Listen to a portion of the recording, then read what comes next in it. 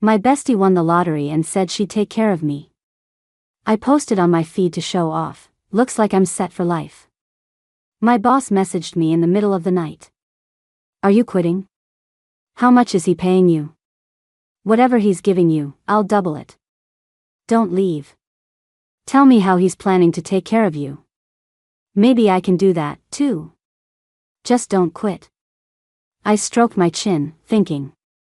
My boss has a fiancé, doesn't he? What's he trying to do? Make me his mistress? I replied sincerely, boss, it's one or the other, mistress or employee. Nobody has the energy to do both jobs at once. Before bed, my best friend messaged me, babe. Remember that number I had you pick out for me last time? The lottery ticket won. She sent me a screenshot. It was a $5 million prize. I was the one who picked the last digit for her. Babe, you get a cut of this. Sweetie. I'll take care of you from now on. I'm taking you on a shopping spree tomorrow. I could feel the pure joy radiating from her words. Thanks, babe. I'm counting on you from now on. I screenshotted our last exchange and posted it on my feed with the caption, I'm officially a kept woman. Nothing tastes better than a free ride. I casually messaged my boss, I'd like to request a day off tomorrow. Then I locked my phone and went back to sleep. In my dreams, my bestie and I were walking arm in arm, wearing sunglasses, the $5 million scent wafting through our hair. Trailing behind us were several guys in unbuttoned white shirts, their 8-packs artfully exposed by the breeze as they carried our shopping bags from every brand imaginable. When I woke up in the morning, my phone had blown up. My boss had replied at 2 a.m. Louis Lee, just got out of a meeting and saw your message. It's not too busy lately, so take a break if you want to. Louis Lee, why the sudden day off? Are you feeling sick?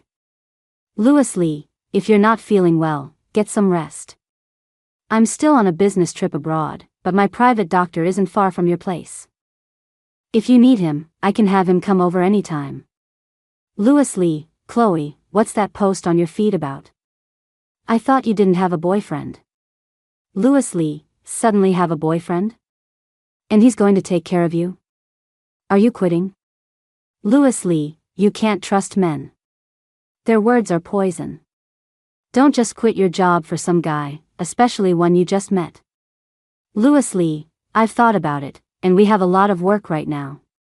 Sorry, but I can't approve your request for time off. Then, at 3 a.m. Louis Lee, how much is he paying you? Louis Lee, whatever he's giving you, I'll double it. Don't leave. Louis Lee, tell me how he's planning to take care of you. Maybe I can do that, too. We can discuss it. Just don't quit. I stroked my chin, thinking. My boss has a fiancé. When he poached me from my last company with a high salary, I heard people gossiping that he had a fiancé and that I should definitely keep my distance. What's he trying to do? Make me his mistress? I replied sincerely, boss, it's one or the other, mistress or employee. Nobody has the energy to do both jobs at once. He replied instantly, mistress or employee? You mean I can't be your sugar daddy and keep my job? What about this huge company? I had to laugh. He was laying it on thick. How big of a company?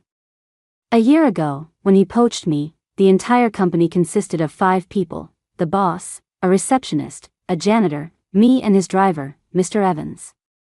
I was constantly worried the company would suddenly go under, yet he was always flying overseas for meetings. I started to suspect I'd joined a scam operation. He'd often give me a single task and ask for 3 different concepts, and as soon as I turned them in, he'd jet off to some foreign country for another meeting. In a whole year, I hadn't met a single client. If it weren't for the fact that my $8,000 monthly salary, plus various bonuses, was pretty decent and always on time, I would have bolted long ago. Louis Lee, just tell me how much money he has. I replied, $5 million. That should shut him up. Louis Lee, only $5 million? Wait till I get back, I'll give you $10 million. You're not allowed to quit. He was so arrogant. Only 5 million? Was only the right word for 5 million? That's more money than most people see in a lifetime. Wait, my CPU is overheating. He said he'd give me 10 million and that I wasn't allowed to quit? If I had $10 million, why would I still need to work? What a joke. Louis Lee, boarding my flight.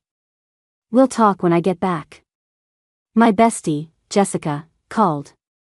Babe, come on down. I'd already asked him for the day off anyway. Worst case, he'd dock a day's pay. I scurried downstairs and found her car. You took the day off, too? Jess grinned at me. I fired my boss. I was so done with all that crap. I was working more overtime than actual hours. Now that I've got money, I can find an easier job. My friend worked in sales. In just 3 years, she had a car and her own place, but after her loan payments, there wasn't much left from her monthly salary. She was exhausted every single day. I started to wonder if I should quit, too. Jessica drove to a mall we could never have afforded on our own. She told me, girl, don't look at the price tags today. If you like it, it's yours. Ugh, she was so cool. But I knew perfectly well that this money was hers. She bought the ticket, and I just picked one number. The fact that she told me about the winnings showed how much she trusted me, and I couldn't push my luck by constantly asking for more. I'm a homebody by nature. I avoid going out unless I have to, just shuttling between work and home. This was my first time in a mall filled with luxury brands. The perfume smell that hit me as we walked in was so strong it made me a little dizzy.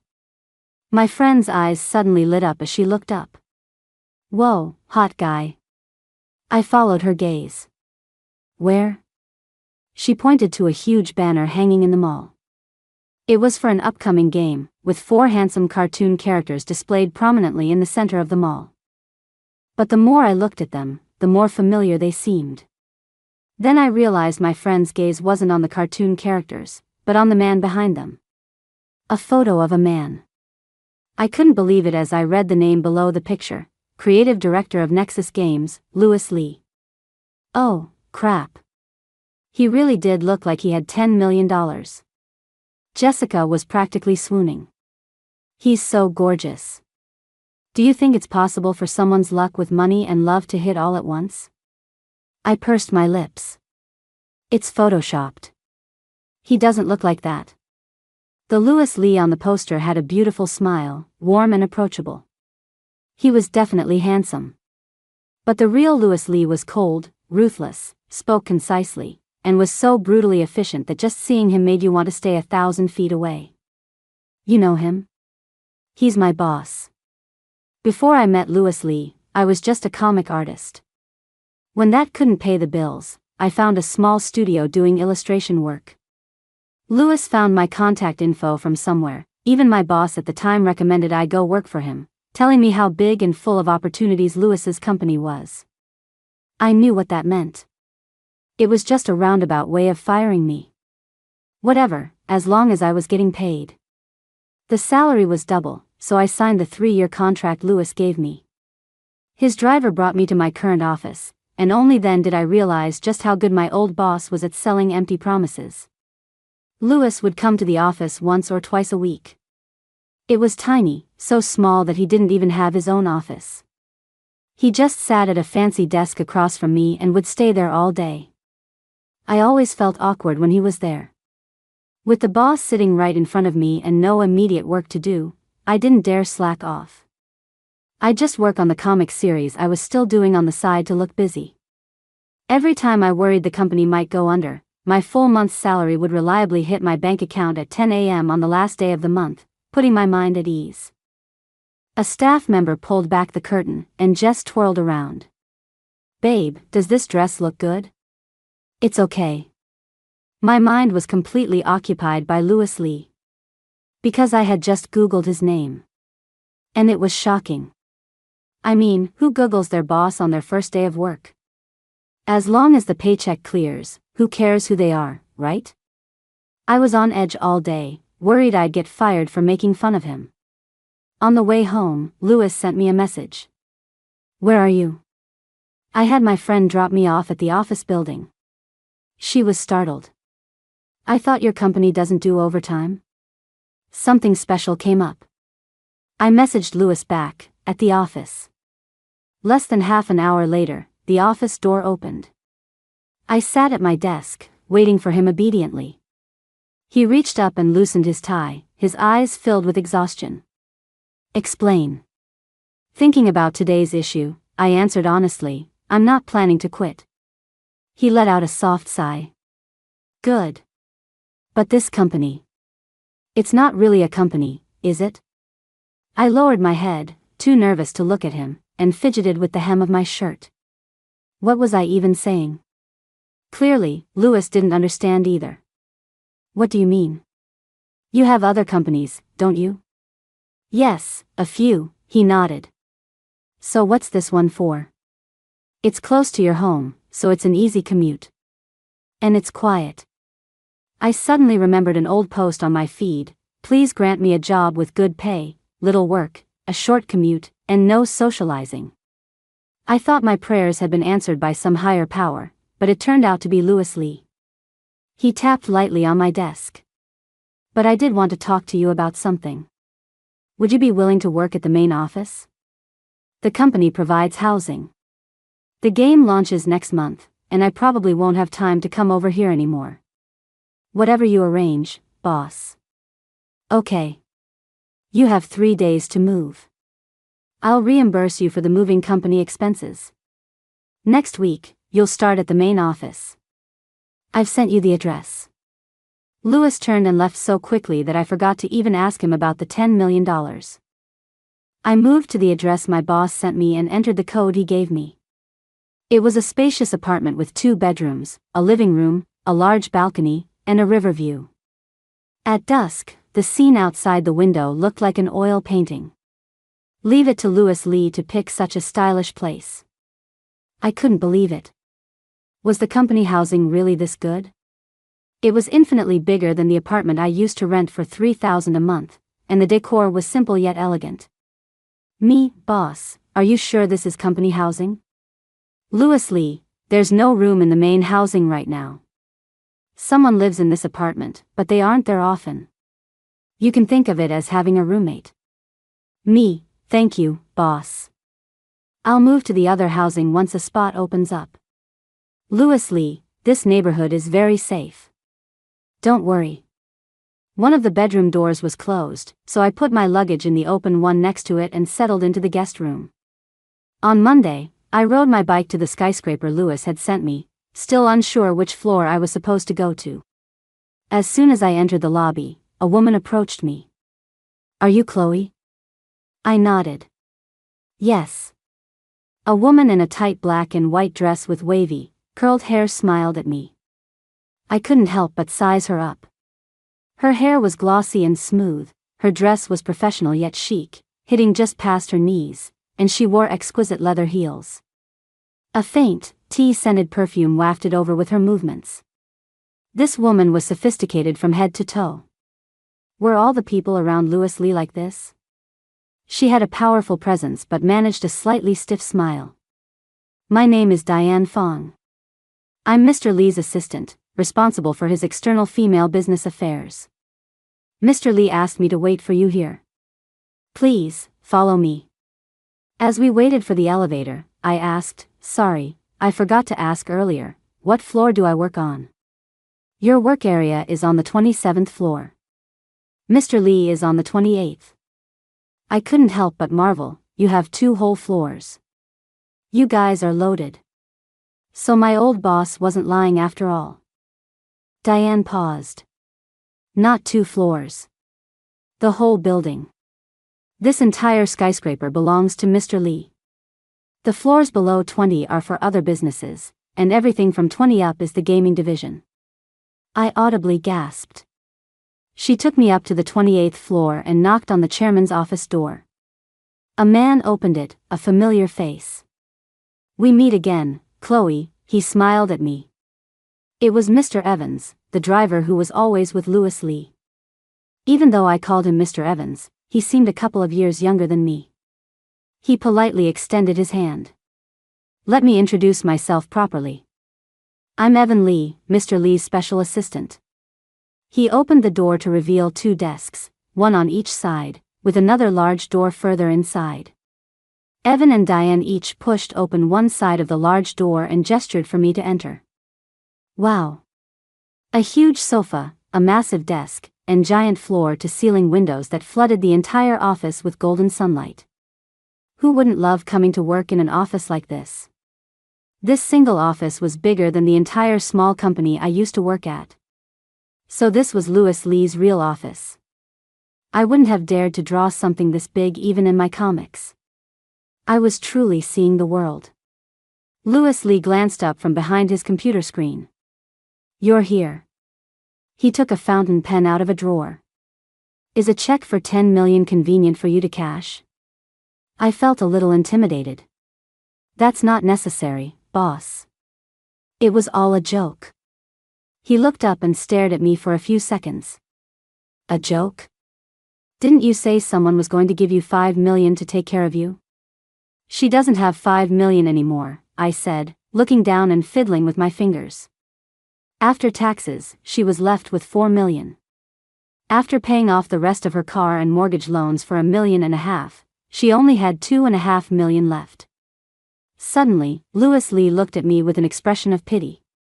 Since it was a joke, let's get you ready for work. The game is launching soon, and we've been holding the team lead position for this character for you. But I've never been a team lead before. He capped the pen and put it back in the drawer. Let Diane show you the ropes. Your skill level is more than enough. Believe in yourself. Diane then led me to the 27th floor. As she walked ahead and I followed, everyone we passed greeted her politely with a Miss Fong. Diane just nodded, like a protagonist from a TV show I'd seen. A private office. This whole floor was dedicated to one of the characters. Diane led me to the office, which already had a nameplate on the door, Team Lead, Chloe. After Diane left, I sat in my office and started to unpack. The office wasn't completely soundproof. I could clearly hear the conversation from the break room next door. Did you see the new person today? Apparently, she has connections to Mr. Lee. Better be careful. Doesn't Mr. Lee have a fiancé? I heard it's Miss Fong. No way. They don't seem that close, though. Well, this is the office, so of course they wouldn't be too obvious. But I heard this new team lead, Chloe, also has a special relationship with him. He personally parachuted her in. The voices in the break room went back and forth. So Diane was Louis Lee's fiancé? It was hard to imagine anyone not liking someone like Diane. Even as a woman, I found myself drawn to her. If you don't have work to do, then hand me your resignation letters for approval. Is company time meant for you to gossip about people behind their backs? Diane's voice cut through, making me jump. There was a knock on my office door. I hurried over to open it for her. But it wasn't just Diane outside, Louis Lee was there, too. Welcome. Dinner is on me tonight. Boss. Did you ever consider that maybe some people don't want to go to a team dinner? Eating with a group of people who were all speculating about our relationship would be incredibly awkward. Louis seemed to read my mind. Just the 4 of us. Refusing now would be too disrespectful to the boss, so I smiled and said, okay. Diane took out her phone. I'll make a reservation. Louis Lee closed my office door. Don't get the wrong idea. Diane isn't into men. My look of admiration for her instantly deepened. Louis rolled his eyes. Don't get any funny ideas. She's not into women either. Her brain is all business. A workaholic. A power woman. A role model for us all. My admiration for her grew even stronger.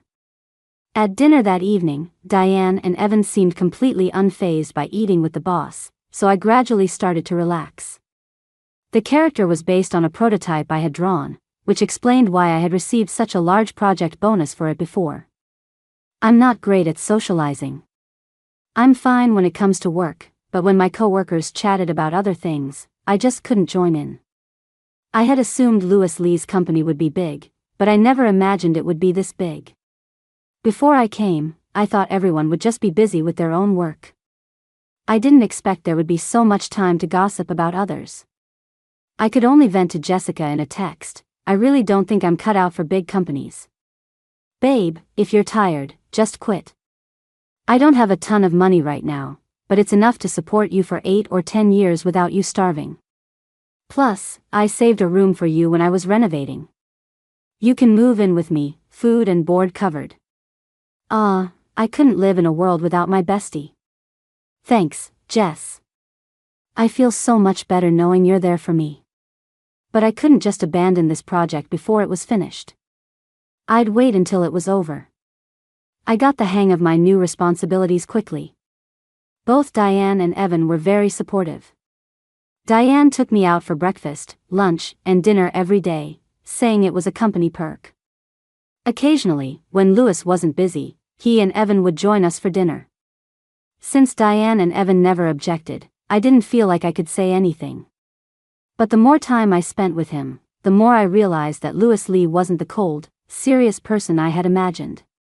He was meticulous, rational, and calm. His temperament was actually stable and gentle. I rarely saw him get angry or lose his temper with anyone. That was just something I had made up in my head. Sometimes I wondered what could possibly make Louis Lee anxious. He always seemed so indifferent to everything. During the weekend, I opened my comic app and saw a flood of messages in my inbox asking for updates. Author, when's the next chapter coming? It had been 2 weeks since I started at the new company, and I hadn't had any time to slack off. It wasn't just that the work was demanding, there were also too many people around. I was paranoid someone would see me drawing for fun during work hours. At the small office, I could slack off enough to post 2 or 3 chapters a week. Now, it had been 2 weeks with 0 updates. It was all that top donor's fault. The money he tipped was more than I made from meeting my update quota, which had gotten me into the bad habit of not updating on time when I was busy. I replied in the comments, "Work has been a bit busy lately. I'll find time to update."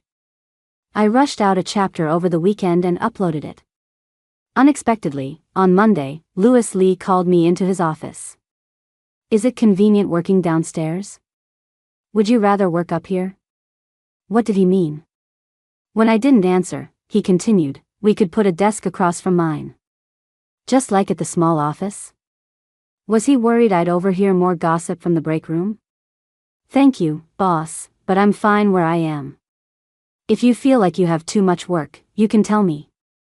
It's okay to take a break when you need one." He was acting so strange today. But I still nodded and agreed, "Okay, boss." Summer rain always comes on suddenly and fiercely. I looked at the ride-share app showing a queue of over 60 people and felt a surge of irritation. Usually, I could get Jess to pick me up, but today she had an interview for a new job on the west side of the city. With the rain and traffic, by the time she got back to the east side, I'd probably already be in a car from the queue. "It's raining. Why don't you ride with us, Miss Chloe?" Evan called out to me. I instinctively refused. "Oh, I wouldn't want to trouble you." Louis Lee spoke up blandly, "It's on the way." My smile was stiff. "Thank you, boss." When Evan's car pulled into the underground garage, the barrier gate opened automatically. Louis looked at Evan. "You can go home." I felt a wave of awkwardness. "Boss. You don't have to walk me up." Louis had already pressed the elevator button. "Like I said before, just think of this place as having a roommate. It's perfectly normal for a roommate to choose the closer apartment on a rainy day, right?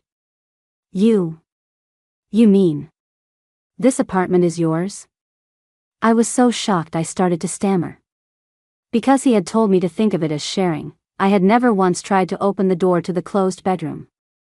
I'd lived in a 5-person co-ed apartment before when I was renting my first place, so it wasn't that strange. But living with my boss, that seemed a little weird. He chuckled in the elevator and pressed the buttons for the 18th and 19th floors. Just kidding. You're living in my sister's place. I live on the floor below you. You have a sense of humor, boss. How witty, I said, clapping with a smile. Inside, I was thinking, that was terrifying. Before he got off the elevator, he turned back to look at me. My sister's husband is foreign, and their family lives abroad now. She was visiting more often a while back because her baby was due, but the place is empty now. Don't worry. The thunder that night was terrifyingly loud. For once, I was looking forward to an early night's sleep on a rainy evening, but just as I was drifting off, Louis Lee called. Can you go check my circuit breaker for me? I asked groggily, huh? Is the power out on your floor? I flicked my bedside lamp switch. No. It's been a while since I was here last, so the power might have been cut off for non-payment. Can you come down and help me insert the utility card? Could I say no? But my mouth traitorously agreed, okay, boss. I grabbed a jacket, took the stairs down to his floor, and keyed in the code he had just sent me. The utility card was right on the shoe cabinet by the door. I took it out to the meter box in the hall to reactivate the power. When I opened the door again, the apartment was filled with the beeping sounds of various appliances turning back on. The first thing I saw was a frosted glass wall with a silhouette behind it. The sound of running water came from inside. Who designs a bathroom to face the front door of their apartment? The water shut off, and Louis Lee stepped out from behind the frosted door with a towel wrapped around his waist. His hair was still dripping, a world away from his usual composed and serious look. He stopped right at the bathroom entrance and met my gaze. Thanks. I couldn't get to it just now. Sorry to trouble you. My eyes involuntarily drifted down his abs. When I snapped back to reality, I just wanted to scream. Ah. I spun around, slammed the door shut, and bolted back upstairs. Looking at the utility card still in my hand, I smacked myself on the forehead. The next day, I ran into Louis Lee taking out the trash when I was taking the elevator home. He spoke first. Just getting back? Yeah. I made dinner. Want to join? For once, Diane had something to do and didn't drag me out to eat, and now I run into Louis offering me dinner. No, thanks. I'll just order something. It's just some home-cooked food. Have a little. Think of it as a thank you for your help last night. That's just how I am. If someone invites me twice, I feel too guilty to refuse again. My mouth only allows me to say no once. Okay. I followed him back to his apartment, took the utility card out of my bag, and placed it back on his shoe cabinet. After that, Louis always seemed to run into me on my way home whenever Diane wasn't taking me to dinner, and he'd invite me to eat with him, always coming up with some new excuse I couldn't refuse. A month passed. The game officially launched, and my workload started to lighten up. The launch was a huge success, and Louis was constantly out doing press. He called me up to his office. Chloe, come with me. Boss, don't you have 2 assistants? They're both very busy. You're coming with me. It was for a simple interview. Do you want to talk about the inspiration behind your character design? I looked at all the microphones and cameras and shook my head. Then wait for me backstage. Louis handled the reporters' questions with ease. There was a special kind of charisma about him when he was working that made it impossible to look away. After the interview, he came back to the dressing room, and I handed him a bottle of water. Let's go home. Louis drove back to our building. I habitually pressed the buttons for the 18th and 19th floors. Louis canceled the 19th floor button. Aren't you going to eat? Usually, he would go home first, and by the time I got to my apartment, dinner would already be made. Today we came back together, so there wouldn't be any food. He glanced at his watch. I had the chef come over early. It should be ready by now. When we got to his apartment, the dining table was indeed set with 4 dishes and a soup. I went to the kitchen to get bowls and chopsticks, while Louis went to his room to change out of his suit and into some casual loungewear. Maybe my palate had gotten spoiled, because today's food tasted surprisingly average. After dinner, Louis looked at me. The promotional tour ends next week. We should talk. I was a little confused. Talk about what? Talk about our arrangement, he began on his own. Since he went bankrupt, and you won't tell me how he was taking care of you, I could only do it my way. I've arranged your housing, food, transportation, job, and salary. Is there anything else I'm missing? From what I know about you, I feel like you prefer to find your self-worth through your work. But if you don't want to work, that's fine, too. I completely respect your decision. There was a hint of frustration in his brow, as if this was a problem that had been plaguing him for a long time. Or do you really think I can't keep my job if I become your kept man? If you really don't want me to work, I can start training my nephew now. At worst, I'll let my sister run things from behind the scenes. It's just that moving the company's operations overseas would be a bit of a hassle. My kept man? That was an interesting way to put it. Let me process that. I cut him off. How old is your nephew? 3 months. Please, let him live. If I absolutely have to choose between my career and love, I choose you. I looked up at him, studying his expression. Is it possible there's been some kind of misunderstanding between us? You're the one who said someone was going to take care of you. If you don't consider what you have with him to be love, then I admit I might have overthought things. This was a huge misunderstanding. I laughed. It's not love. It's friendship. It's family. That's my best friend of over 10 years. Louis paused for 2 full seconds in disbelief. A friend? A woman? He shook his head, a smile spreading across his face. I could tell he wasn't joking anymore, so I asked, so, what is it you like about me, boss? I'm so ordinary. I thought of Diane. Someone like her was the one who belonged by his side. Louis looked taken aback for a moment. You don't remember? Remember what? Louis took out his phone, opened his chat background, and scrolled down. It was a cartoon image of a tiger. That tiger looked so familiar. It looked like a character from my first comic. Was Louis Lee a fan? No, wait. The tiger was drawn in a single color. It wasn't one of my original drawings. Louis then went to his study and came back with a box.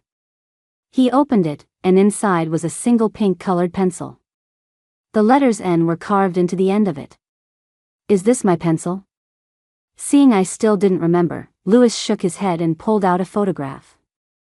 The little girl in the photo was me. The little boy crying his eyes out next to me. I compared the photo to my phone, then looked up at Louis's face. Suddenly, a memory flooded back into my mind. My mom had left me on a bench at an amusement park to go buy ice cream. On the other end of the bench sat a little boy. He was also alone, but for some reason, he just started crying. I went over and tugged on his sleeve. Hey little guy, don't cry. Want me to draw something for you? I'm older than you. I'm the big brother. Oh, that doesn't matter. What do you like? I'll draw it for you. I took out a sketchbook and pencil from my bag. The little boy thought for a moment and said, I like tigers. The fiercest tigers. I drew him a little cartoon tiger. He started crying even harder. That's not what a tiger looks like. But back then, all I knew how to draw was cartoons. How about some candy then? This candy is super yummy. I pulled a piece of fruit candy from my pocket. I looked myself over but didn't have anything else. Chloe, let's go. We're going to the merry-go-round, my mom called, holding my ice cream. Here, you can have this pencil. You can draw whatever you like with it. Just stop crying. I gave the pencil to the little boy and ran to my mom to get my ice cream. I pointed at the photo. That's you? He nodded.